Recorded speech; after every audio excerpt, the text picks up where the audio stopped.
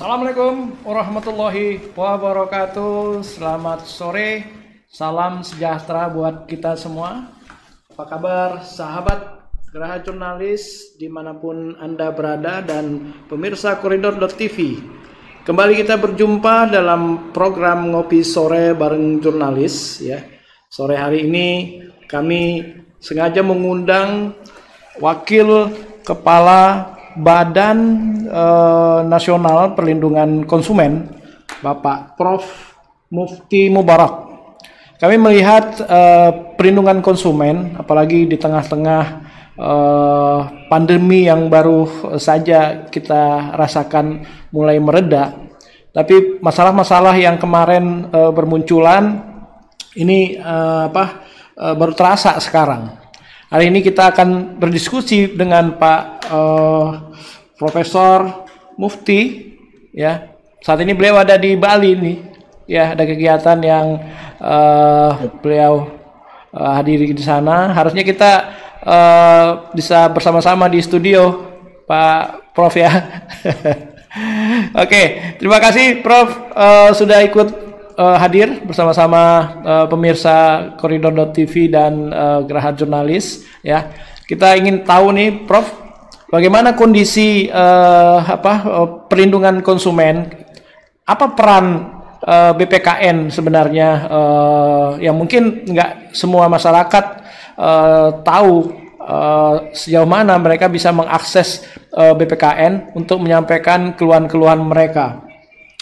Nah, yang menarik adalah menurut catatan kami sepanjang tahun lalu 2022 ini ada hampir 8.000 lebih pengaduan konsumen kepada BPKN. Ini didominasi oleh layanan jasa keuangan, kemudian perdagangan secara elektronik atau e-commerce, dan yang terakhir adalah properti dan perumahan. Nah, ini tiga-tiganya ini masuk dalam domain liputan media kami, Properti and Bank ini, Prof. Jadi mudah-mudahan diskusi hari ini kita dapat mendapat gambaran bagaimana kita masyarakat bisa mengakses BPKN, kemudian seperti apa kinerja BPKN sampai hari ini. Nanti kita coba dengarkan langsung paparan dari Prof. Mufti Mubarak, dan nanti kita akan ada sesi tanya jawab juga. Silakan, Prof.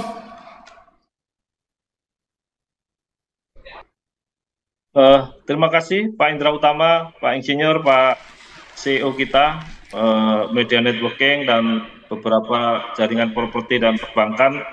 Saya kira kita terima kasih, dan ini permohon maaf masih tugas di Pulau Dewata ini Pak Indra dari Nusa Dua untuk menangani kasus-kasus yang menonjol di Bali ini. Baik, tentu perkenalan dari BPKN RI, tentu terima kasih sekali ini atas undangan dari Pak Indra terkait dengan kasus jasa keuangan, e-commerce, properti sangat mendominasi di 6 tahun terakhir ini, dan ini menjadi perhatian kita bersama bagaimana solusi-solusi yang nanti kita akan sampaikan kan gitu. Barangkali slide bisa ditayangkan melalui ya, karena ini pembicaraan kami delay-nya cukup panjang Pak Indra. Ya. Sehingga apakah kami tunggu apa langsung ini Pak Indra, kira-kira begitu? Ditayangkan di sini boleh, Prof? Siap, monggo. Mungkin admin bisa membantu ini. Ya, tapi sebelum Belum muncul. slide barangkali menarik kita sampaikan bahwa dalam 6 tahun ini ada perkembangan yang menarik, Pak Indra, terkait dengan temuan-temuan kami. Nah, ini kira-kira jadi terima kasih ini kita diundang pertama soal kasus jasa keuangan dan properti ini sangat mendominasi sehingga perlu perhatian kita bersama terkait dengan penanganan kasus, solusi dan tentu kepada kita semua pelaku-pelaku usaha bagaimana supaya kita tidak terjebak pada kasus-kasus yang sama kan. Ya, kita bicara hak-hak konsumen, jadi memang ada 9 lah yang paling utama dalam konteks hak konsumen ini. Kenapa kita sampaikan? Karena memang biar tahu hak konsumen itu apa. Meskipun secara bacaan kita sudah biasa, tetapi bahwa kenyataan yang kita hadapi tentu hak konsumen ini kita sampaikan selalu.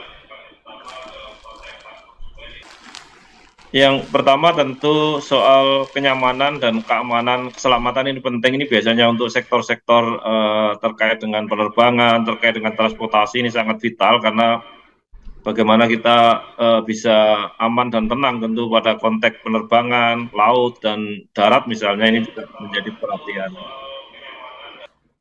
Yang kedua tentu bagaimana kemudian memilih barang atau jasa ini sektor perumahan, jasa keuangan, e-commerce sangat vital juga karena menyangkut konsumen untuk memilih fasilitas yang biasanya melalui produk jasa kan gitu. Dan yang ketiga tentu informasi yang benar ini banyak sekali persoalan perumahan yang kadang-kadang tidak sesuai dengan spek lah. Ini banyak kasus-kasus yang katanya tipe 36, katanya studio dan sebagainya, tapi pada prakteknya kasus Mekarta misalnya ini kan menjadi hak nomor 3, tidak memberikan informasi yang benar dan jujur, kapan dibangun, kapan sampai, kapan sertifikat dan sebagainya, sehingga hal ini menjadi masalah bagi kita, sehingga kita upayakan kemarin dan alhamdulillah lumayanlah kasus ini bisa, dan banyak sekali ratusan ribuan kasus yang kita tangani terkait dengan sektor perumahan dan kaitannya tentu dengan jasa keuangan dan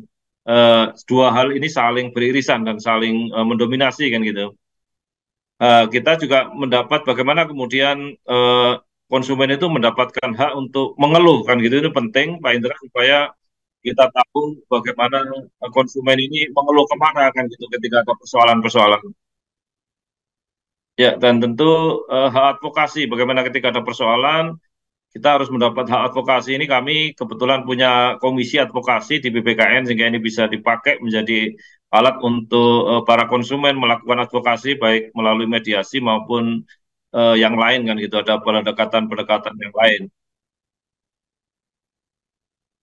Dan yang paling penting adalah bagaimana kemudian tidak diskriminatif para pelaku usaha itu terhadap konsumen rentan. Jadi di Indonesia ini banyak konsumen rentan yang karena tidak mengerti kemudian dimanfaatkan oleh pelaku usaha untuk bagaimana kemudian dalam tanda kutip untuk menjadikan mereka rentan. Itu ya ini biasanya anak-anak atau ibu-ibu orang tua atau mereka yang tingkat pendidikannya rendah sehingga mereka menjadi sasaran empuk bagi para pelaku usaha, dan inilah yang terjadi di Indonesia misalnya tentang penjol, pinjaman online, tentang leasing, tentang perumahan dan sebagainya ini sangat mendominasi ini yang terjadi.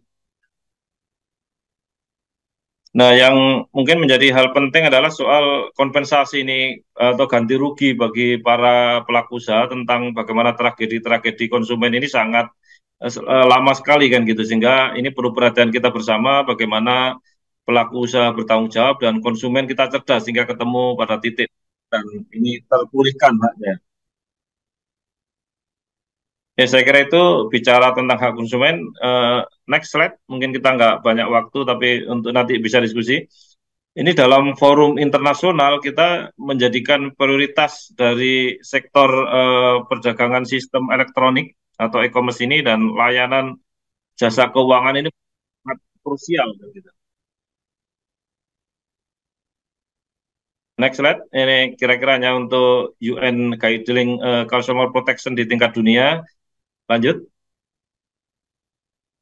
Nah, ini kita bicara tentang strategi nasional kita dalam konteks perlindungan konsumen dari 2015 sampai 19, karena perpresnya belum keluar, maka kita masih pakai yang 2016, 2019. Yang menonjol adalah ini jadi sektor sektor perumahan menjadi peringkat pertama. Yang kedua sektor sebenarnya listrik, tetapi sebenarnya yang paling menonjol lagi adalah sektor e-commerce dan sektor jasa keuangan. Ini saling saling menyalip kan gitu, sehingga tiga sektor ini yang menjadi prioritas kita. Nah, ini kira-kira kalau evaluasi dari strategi nasional kita, tentu kita bicara OJK karena ini jasa keuangan, ada progres yang menarik lah, tetapi sangat dominan. Kira-kira dari kesimpulan slide ini bahwa ada gerakan yang menarik dan terselesaikan beberapa kasus, namun luar biasa peningkatannya. Selain itu juga Bank Indonesia ini juga menjadi bagian dari yang tidak terpisahkan dalam konteks penyelesaian kasus jasa keuangan ini juga cukup mendominasi nih. Ya, kalau dari sisi sektor e-commerce tentu kita berharap pada Kementerian Perdagangan dan Kementerian Infokom serta Bank Indonesia bagaimana kemudian transaksi ini bisa diselesaikan kan gitu, karena misalnya tentang penjol kemarin men-take down sekian banyak persoalan dari Infokom, itu cukup banyak sekali. Lanjut. Ya, ini hampir kita sektor perumahan kita bicara tentang tanggung jawab Kementerian PUPR. Alhamdulillah sudah banyak regulasi yang lahir dari rekomendasi kami, sehingga persyaratan-persyaratan untuk PUPR ini sekarang lebih bagus kan gitu. Dan pengaduan di kami menurun dari tahun 2023 ini, sehingga ya misalnya tentang PPJP, kemudian rumah contoh, kemudian legal standing, dan tentu bagaimana hak-hak konsumen itu bisa mendapatkan hak yang sesuai dengan peraturan kan gitu, sehingga konsumen sekarang merasa agak tenang kalau beli rumah sudah ada rumah contoh, ada sertifikat dan sebagainya. Ya, terkait dengan fasum, sertifikat sudah pecah dan kemudian legalitas yang lain nggak ada keraguan, sehingga kita berharap dari 2022 sampai 23 dan seterusnya ini nanti tidak ada persoalan-persoalan yang menonjol dari sektor perumahan ini. Dari data kami nanti kami paparkan sangat menurun sekali pengaduan. Ya, next slide. Ya, ini kira-kira jadi Pak Indra tadi menyampaikan pengaduan kami cukup mendominasi kan gitu. Nah, pada tiga besar ini yang kami potret selama 6 tahun dari 2018, 19, 20, 21, 22, 2, dan terakhir di 23 ini kira-kira potret pengaduan kita. Ya, jadi per tanggal 19 Mei kita kita potong di Mei.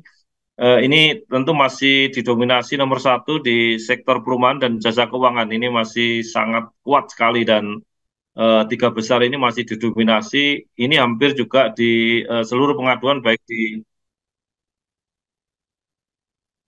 ya. Jadi ada penurunan dari 2021, 2022, 2023 ini karena banyak peran-peran pemerintah dan pelaku usaha yang mulai sadar terhadap bagaimana pelaku usaha yang tanggung jawab, dan kemudian konsumen juga mulai cerdas sekarang untuk memilih atau perumahan atau sektor jasa keuangan, asuransi dan sebagainya. Lanjut. Nah, ini kira-kira hal yang menonjol dari jadi kalau strategi nasional itu ada 10 sektor termasuk lain-lain. Jadi ini kita potret melalui sektor-sektor dan tampak di grafik ini tentu masih menonjol dari tiga sektor, yaitu sektor perumahan, jasa keuangan, dan ekonomi. Lanjut. Nah, ini yang menarik menurut saya Pak Indra. Jadi bagaimana kemudian yang menonjol dari sektor perumahan misalnya, ini tampak presentasinya ada di soal ya, jadi misalnya perumahan ini banyak sekali tentang informasi tentang beberapa hal ini ada masalah sampai ya sekitar yang kalau ini agak kecil angkanya sih, tetapi bahwa sangat menonjol sekali pada hal-hal yang bisa. Ya, jadi ini barangkali yang menarik dari data ini adalah terkait dengan yang pertama adalah kalau kita breakdown ke dalam eh, sektor perumahan. Ini yang paling terbesar adalah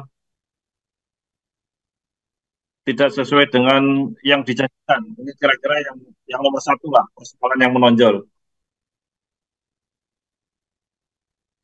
Ya, yang pertama adalah soal perjanjian, ini persoalan utama kita. Jadi yang kedua adalah soal pembelian biaya atas pembatalan DP. Ini juga masih menonjol karena misalnya sudah lunas, DP-nya kemudian batal, nggak dikembalikan, ini banyak sekali yang terjadi.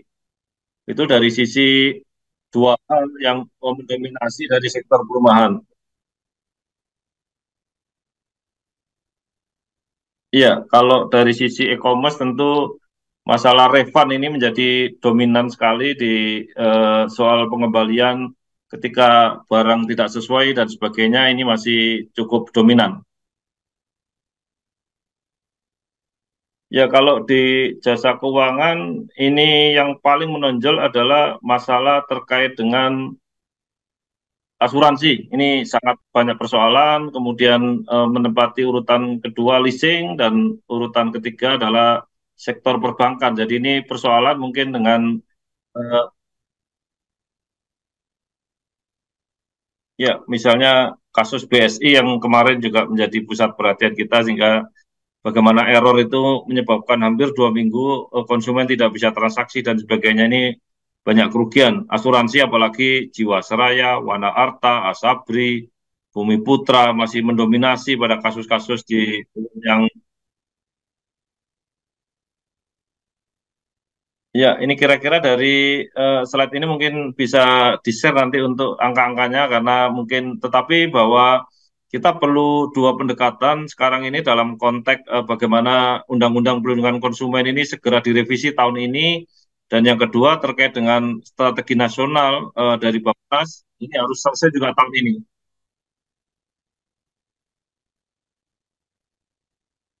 Ya, jadi kalau dua hal ini sudah selesai, tentu banyak persoalan yang perlindungan konsumen ini bisa terselesaikan dengan cukup bijak dan tentu bertanggung jawab lah, sehingga harapan kita nanti pelaku usaha ini sudah bisa sama-sama dengan konsumen kita dan ekonomi kita pasti tumbuh ketika persoalan-persoalan ini selesaikan. Lanjut. Ya, ini harapan kita dari tiga pilar ini tentu bagaimana peran pemerintah, kami BPKN, konsumen, komunitas seluruh Indonesia, dan komunitas-komunitas konsumen khusus misalnya dengan klub-klub konsumen, kemudian para pelaku usaha dengan asosiasi ini juga penting supaya bisa menyelesaikan banyak persoalan. Dan kalau kemudian sudah ada trust, tentu ekonomi kita tumbuh dan masalah sektor perumahan, e-commerce, jasa keuangan ini juga saling terkait, bukan berdiri sendiri. Kasus perumahan juga melibatkan perbankan, jasa keuangan, dan sebagainya. Juga melibatkan transaksi-transaksi barang dan jasa karena banyak sekali infrastruktur yang eh, bertransaksi di situ. Lanjut. Ya, intinya apa? Bahwa kami menerima pengaduan kalau misalnya ada persoalan-persoalan bisa kita selesaikan melalui online kita, melalui eh, website kita, melalui WA kita, melalui beberapa medsos, sehingga persoalan-persoalan bisa kita selesaikan, dan alhamdulillah. Mohon izin Pak Indra ini karena delay sehingga bingung kita ngomongnya, tapi nggak masalah, yang penting bisa paparan kami sampaikan. Intinya dari tragedi 8.250 ini tentu berharap potret 6 tahun BPKN kita bisa potret bahwa banyak persoalan bisa terselesaikan dengan cara ya kementerian dan lembaga serta pelaku usaha dan konsumen bisa bekerja sama. Itu barangkali Pak Indra, ini karena delay, jadi mohon maaf ini. Terima kasih Pak Indra.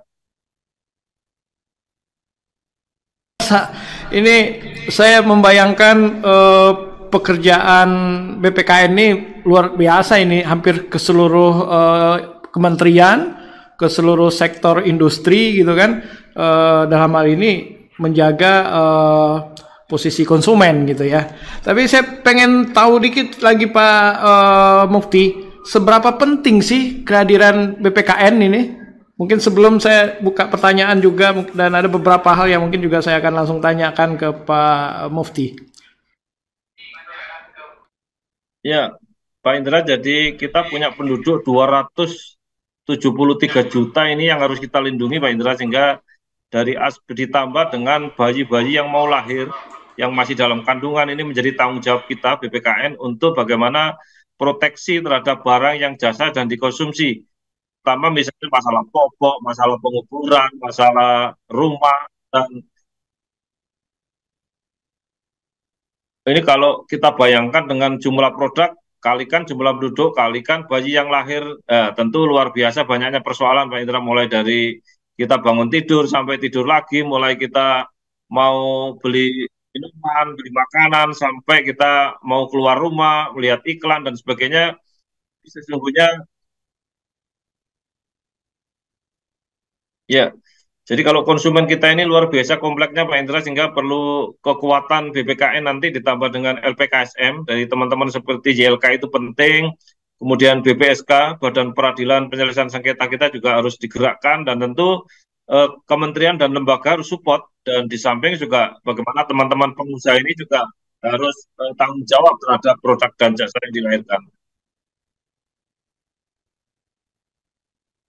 Intinya kami tidak bisa tidur Pak Indra ketika ada persoalan-persoalan yang menyangkut misalnya mau konser cosplay, mau ada pertandingan sepak bola, ini sudah harus kita antisipasi bagaimana tidak terjadi tiket yang kemudian dijual belikan secara ilegal, dan kemudian nanti bagaimana fasilitas dari lapangan bola dan sebagainya, kenyamanan dan keamanan dari eh, konsumen ini sangat penting misalnya. Misalnya dengan pertandingan sepak bola Pak Indra yang akan laga tim nasional kita dengan Argentina, dengan Palestina, ini juga menjadi perhatian kita, karena kita jaga-jaga kasus Kanjuruhan jangan sampai terulang. Ini yang menjadi persoalan. Ini baru soal konser, soal pertunjukan, belum soal-soal kebutuhan pokok, primer, sekunder, dan bagaimana kemudian apalagi produk-produk asing yang masuk ke Indonesia sekarang luar biasa banyaknya. Bagaimana kita membeli barang dari Korea, dari Cina, dari Jepang, dan kemudian ada persoalan ini kan juga harus kita selesaikan. Ini cross border cukup besar, bagaimana perdagangan kita antar negara, antar ini juga cukup menguat sekarang ini, sehingga barang-barang impor kita cukup tinggi. Ini siapa yang melindungi kalau bukan kita kan gitu. Itu Pak Indra, siap. Nah, kalau dilihat dari jumlah pengaduan konsumen yang begitu banyak ya, berapa banyak personil di BPKN ini, Prof? Saya khawatir nggak bisa tertangani nih. Kami punya sekitar 100 Pak Indra, staf kami, dan komisioner ada 20.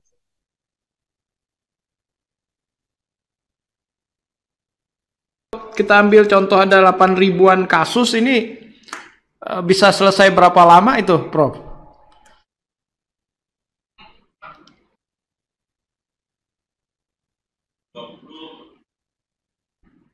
Ya, tentu kita kerjasama dengan kepolisian.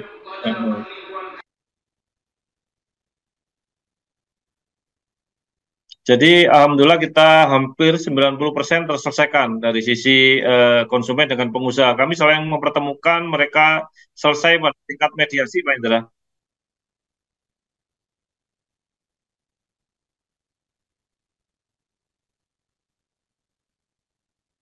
Agak fokus ke kasus-kasus pengaduan di perumahan ini, Prof. Tahun 2022 itu yang tertinggi itu pengaduannya tidak sesuai janji ya, 122 pengaduan itu sampai 78% ya. Tapi 2023 itu malah turun ya. Yang naik adalah pengaduan untuk wan prestasi untuk perumahan ya, 2023 itu bahkan sampai 80% pengaduan ini yang masuk. Kira-kira ini seperti apa analisa BPKN terjadi seperti ini, Prof?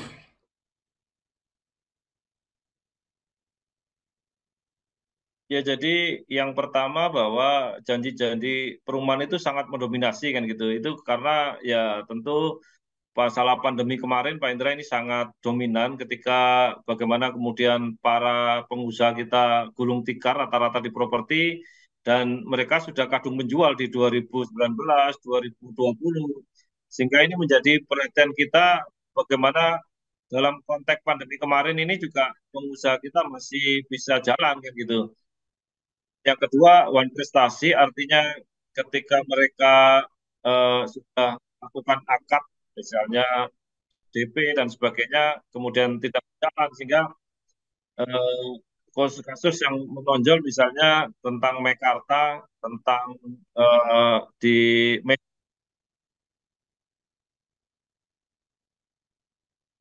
ya misalnya di Batam, di Bekasi dan di kota-kota besar ini yang sangat mendominasi terkait ketika mereka sudah berakad, sudah transaksi DP selesai, perbankan selesai, tapi bangunan tidak ada sehingga hampir mendominasi 80% ini yang terjadi sehingga kita kemudian ya ada negosiasi, ada pengembalian DP, ada pengembalian pembayaran dan ada scheduling perbankan. Ini yang menjadi persoalan dan alhamdulillah banyak yang kita selesaikan, Pak.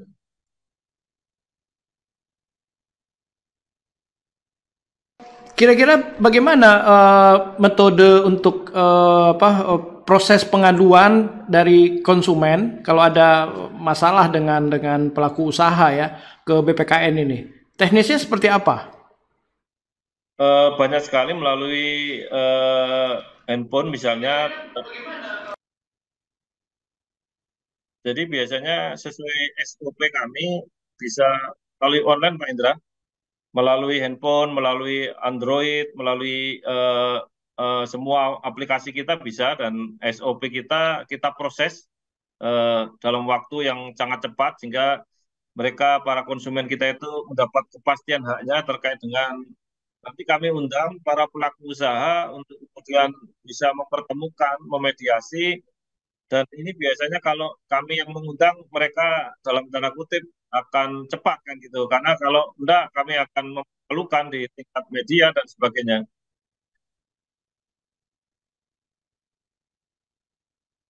Itu jadi Pak Indra, alhamdulillah kita karena lembaga negara tentu kami punya hak untuk rekomendasi kepada presiden, kepada pemerintah ketika ada persoalan kami rekomendasi sehingga ada tindakan-tindakan dari pemerintah misalnya kalau itu terstruktur sistemik masif kan gitu. Jadi ada tiga persyarat dan ini menjadi masalah nasional kita tangani secara serius.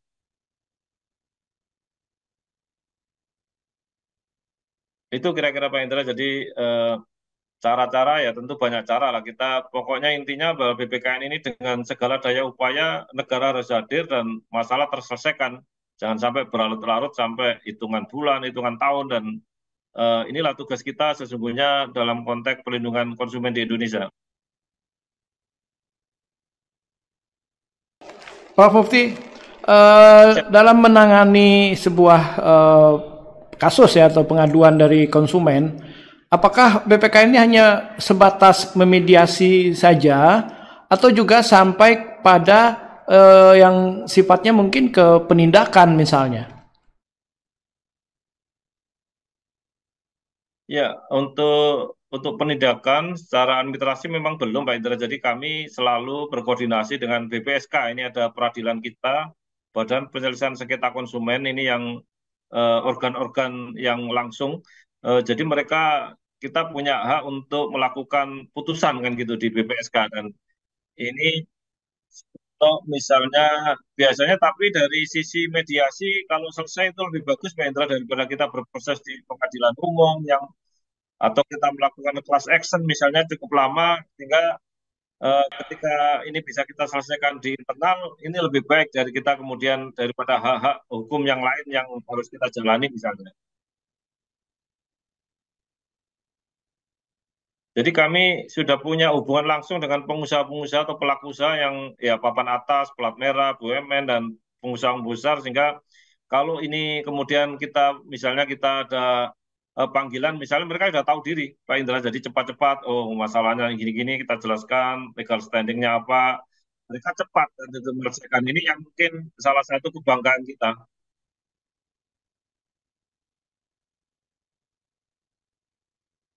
Prof contohin ke perumahan ya. Kalau Ya, tidak sesuai janji ya. Nah ini iya. solusinya apa, Prof, yang bisa ditawarkan kepada pelaku usaha dan mungkin kepada konsumen?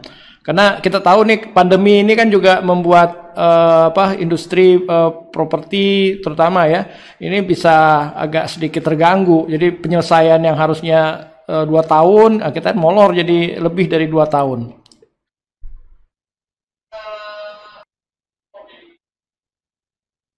Jadi yang pertama soal DP biasanya ketika mereka sudah bertransaksi down payment misalnya 20%, 30%, ketika one prestasi maka harus dikembalikan. Ini banyak perumahan yang taat seperti ini. Yang kedua, ketika mereka lunas itu kemudian fisik belum terbangun maka juga harus dikembalikan. Itu salah satu hal yang kita lakukan dan yang ketiga ketika mereka sudah lunas tapi ada waktu yang delay atau molor maka kita minta waktu restrukturisasi artinya perpanjangan lah misalnya setahun atau 2 tahun dan itu harus disaksikan dengan perjanjian baru kan gitu Pak Indra sehingga kasus-kasus ini bisa kita selesaikan misalnya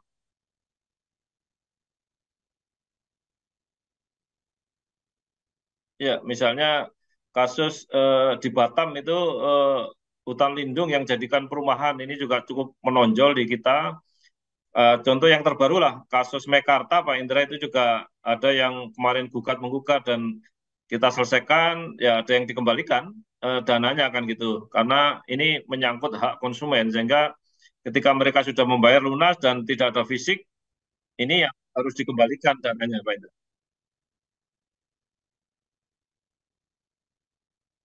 Jadi kita juga memberikan apresiasi kepada perusahaan-perusahaan properti Pak Indra yang memang komitmen terhadap perlindungan konsumen, misalnya DP dikembalikan, kemudian ketika lunas tidak sesuai dengan janjinya mereka juga mengembalikan, misalnya itu juga banyak perumahan-perumahan yang melakukan seperti itu sehingga mereka punya prestasi, punya nama dan malah setelah pandemi langsung berkembang dengan propertinya yang luar biasa, buka di mana-mana dan konsumen saling trust kan itu.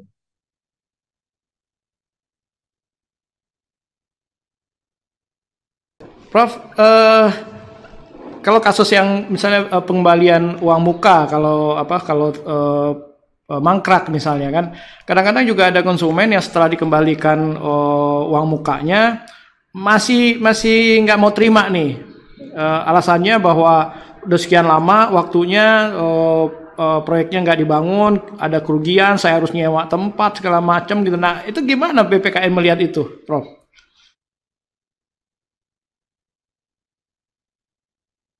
Ya, jadi Pak Indra secara material ini hak pertama yang harus dikembalikan Pak Indra. Artinya memang kalau kerugiannya 20 juta misalnya dalam konteks DP, ya harus dikembalikan 20 juta bahwa ada persoalan imaterial. Ini juga persoalan yang bisa dikomunikasikan sebenarnya dengan pelaku usaha maupun nanti kalau misalnya perlu peradilan ya harus peradilan. Tetapi yang minimal hak yang pertama yang terkait dengan hak itu yang harus diselesaikan dulu. Kalau imaterialnya tentu ini ada perdebatan masih cukup panjang.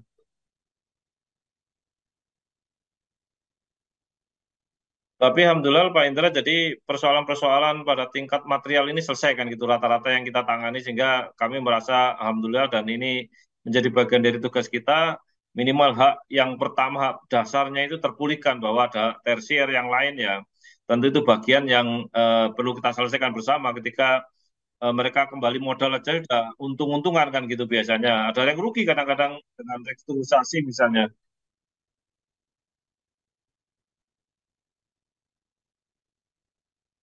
Ya, misalnya itu asuransi Pak Indra banyak sekali yang restrukturisasi Jiwasraya contoh misalnya kan gitu. Bumi Putra, ya restrukturisasi, Asabri, Wana Arta, dan banyak asuransi, puluhan asuransi yang konsumen dirugikan. Tetapi ya lagi-lagi ketika mereka mendapat hak yang sesuai dengan haknya, ini juga sudah senang kan gitu. Itu yang menjadi kebanggaan kita.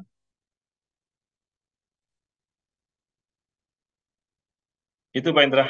Ya, eh, Prof, kalau koperasi seperti Indosuria Surya gitu banyak juga kasus-kasus pengaduan nasabah. Jadi kalau sudah masuk di ranah hukum, kami tidak ikut Pak Indra. Yang kami selesaikan adalah non ranah hukum. Karena kalau sudah kasus hukum tentu panjang waktunya dan biaya tinggi dan ini menjadi domain dari peradilan umum biasanya. Kami punya.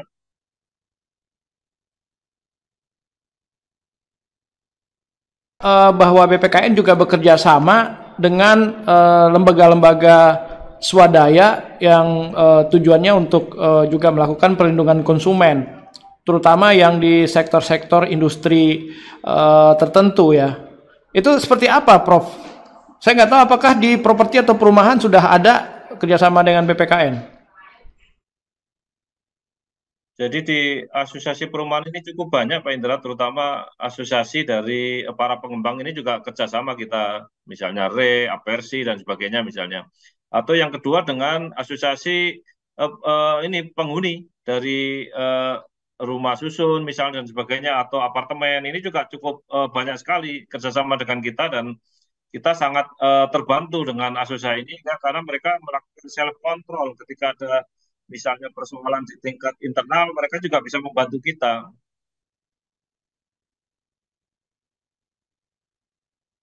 Terakhir, Prof, ini kelihatannya waktu juga sudah jam 4 lewat ya. Terakhir mungkin Prof bisa sampaikan kira-kira untuk menekan seminimal mungkin ya pengaduan-pengaduan dari konsumen, apa kira-kira yang dilakukan oleh BPKN atau pemerintah untuk menekan pengaduan-pengaduan konsumen, Prof?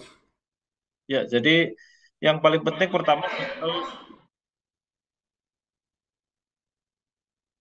yang pertama tentu kalau ada baku Pak Indra, ada perjanjian itu harus benar-benar sesuai kan gitu, jangan sampai ada pihak-pihak yang dirugikan. Dan yang kedua terkait dengan jaminan mereka investasi ini kan penting karena mereka ini susah untuk mendapatkan uang langsung dan sebagainya, sehingga harus ada kepastian hukum dari para pelaku usaha ini. Dan yang terakhir tentu pemerintah Pak Indra untuk meregulasi bagaimana eh, peraturan-peraturan yang saling menguntungkan dari kedua pihak, misalnya PUPR, misalnya tentang PPAJP, kemudian tentang dana pengganti, kemudian soal legalitas dan sebagainya ini sangat penting, Pak Indra.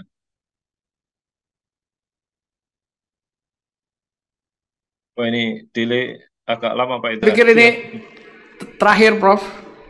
siap, siap, Pak Indra. Nah, ada pertanyaan ini dari salah satu audiens kita. Apa yang dilakukan oleh masyarakat yang dirugikan oleh pengembang uh, terkait jika ada proyek yang tidak dilanjutkan sesuai janji mangkrak? Apakah cuma sekedar melapor ke BPKN atau seperti apa, Prof?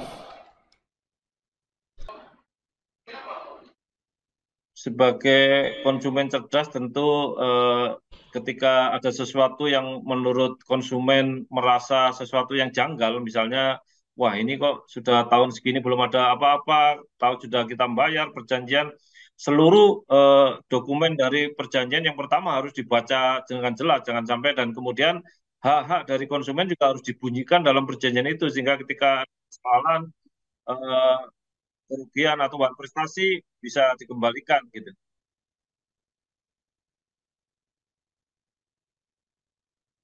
Intinya bahwa eh, dari aspek apapun konsumen ini harus dapat hak kan gitu. Dan kita yang terakhir Pak Indra ingin ada jaminan terhadap investasi apapun. Jadi pemerintah ini ketika pengembang mau mengembangkan objek propertinya tentu harus ada jaminan ke pemerintah seperti dari katakanlah jaminan dari OJK misalnya dari supaya eh, investasi ini aman dan tenang kan gitu.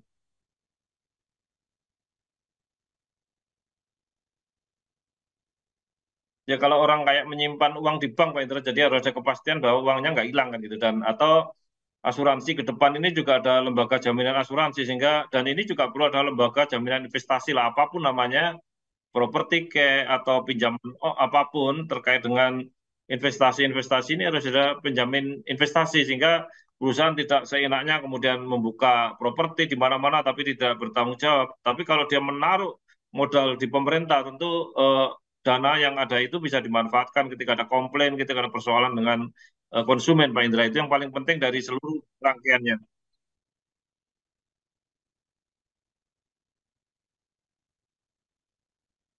Waktu juga yang harus memisahkan kita nih, Prof. Tapi pertanyaan pamungkas terakhir, Prof. Ya, ini mungkin ditunggu-tunggu oleh audiens kita.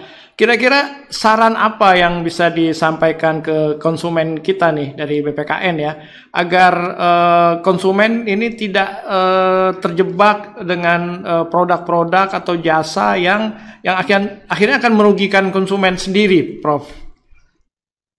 Iya, jadi jangan terbuai dengan janji-janji apapun, termasuk perumahan kan gitu, dengan kecepatan, dengan ya, dan iklannya kayak Mekarta itu gencar.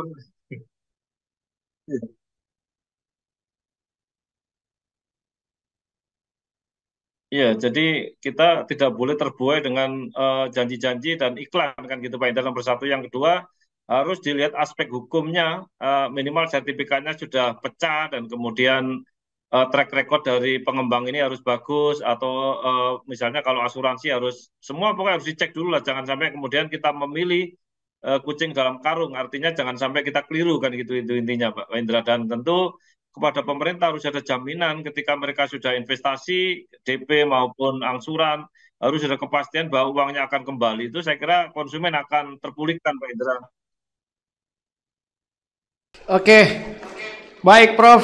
Luar biasa. Ini waktu juga yang harus membuat kita mengakhiri webinar kita. Kelihatannya ini kita harus mengulang lagi nih, Prof. Masih banyak Ya, hal-hal yang harus kita kupas tuntas. Mohon izin mungkin besok kapan waktu Prof bisa kembali hadir, kami undang.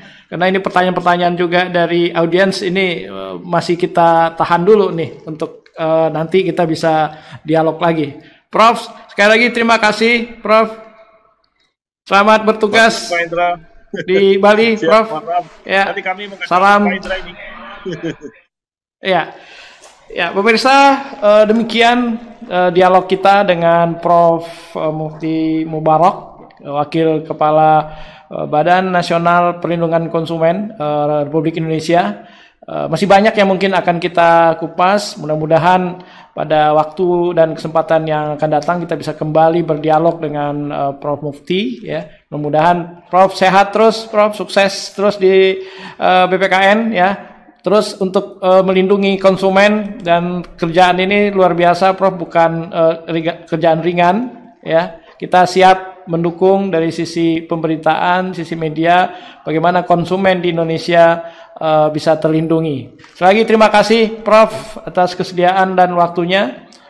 Terima kasih audiens dan pemirsa Koridor.tv atas kehadiran dan kesediaan Anda untuk kembali mengikuti Ngopsor sore bareng jurnalis. Sekian, sampai jumpa pada Ngopsor yang akan datang. Saya Indra Utama, CEO Jurnalis Media Network, mengucapkan selamat sore. Assalamualaikum warahmatullahi wabarakatuh. Sampai jumpa.